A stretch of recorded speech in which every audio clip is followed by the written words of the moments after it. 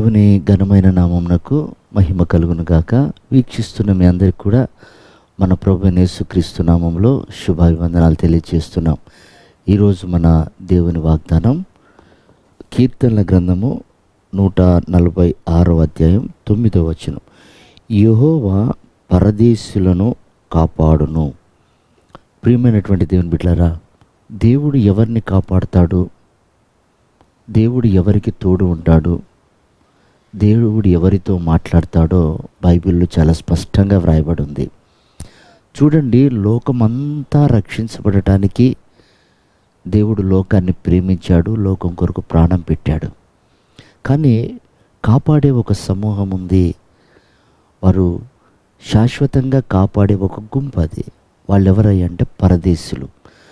చూడండి ప్రియమైన దేవుని బిడ్డలారా, దేవుడు తాను పిలుచుకొని ఏర్పాటు చేసుకొని క్రీస్తు రక్తం చేత కడగబడిన ఒక సమూహానికి పెట్టిన పేరేమిటంటే, మీరు యాత్రికులను పరదేశులై ఉన్నారు అని.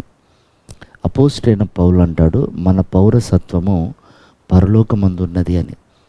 చాలామంది ఈ లోకంలోనే బ్రతకాలి, ఈ లోకంలోనే జీవించాలి, ఈ లోకంలోనే స్థిరపడాలి, ఈ లోకంలోనే సంపాదించుకోవాలి అని లోకస్తులు ఆలోచిస్తూ ఉంటారు.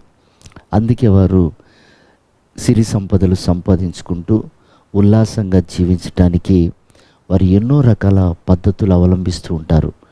కానీ ప్రియమైన దేవుని బిడ్డలారా, క్రైస్తవ జీవితానికి ఒక నిరీక్షణ ఉంది. మనకు ఈ లోకంలో ఎక్కడ కూడా స్థానం లేదు.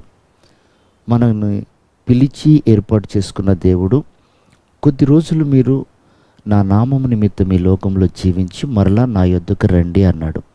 నేను మరలా వచ్చి మిమ్మల్ని కొనిపోతాను అన్నాడు. ప్రియ దేవుని బిడ్డలారా, చూడండి, అబ్రహామును పిలిచినప్పుడు అబ్రహాము ఒక పరదేశిగా యాత్ర చేశాడు. యాత్ర చేస్తూ తను చెప్పిన మాట ఏమిటంటే, పునాదులు కలిగిన ఆ పట్టణం కొరకు, శాశ్వతమైన పట్టణంలో జీవించటానికి నేను ప్రయాణం చేస్తున్నాను అన్నాడు.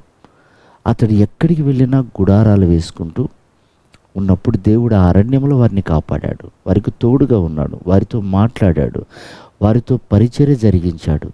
ప్రియ దేవుని బిడ్డలారా, ఈ లోకంలో యాత్రికులుగా మనం జీవించినప్పుడు దేవుడు మనకు తోడుగా ఉంటాడు, మనతో మాట్లాడతాడు, మన అవసరతలన్నీ తీరుస్తాడు. అయితే ఒకటి, మనం యాత్ర చేస్తున్నప్పుడు మనకు లోకం మీద ఆశలు ఉండకూడదు. అబ్రహాము దేన్ని ఆశించలేదు. ఆశించిన దాన్ని దేవుడు విడిచిపెట్టమన్నాడు.